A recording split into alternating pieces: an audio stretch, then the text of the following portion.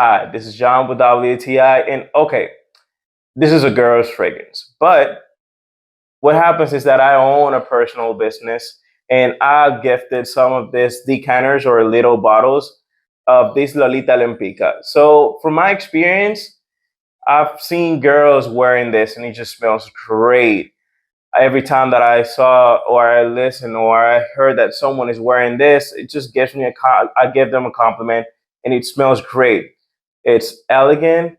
It's it smells like a fine woman, and it is all around a great fragrance for special occasions. It's sweet but not too sweet, and it has a really good note breakdown, and the dry down. It's just it's great.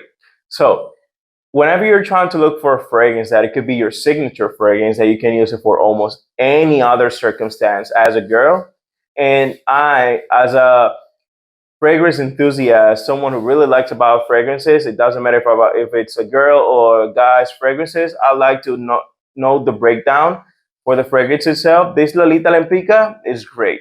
So this was John with WTI, and that's my point of view.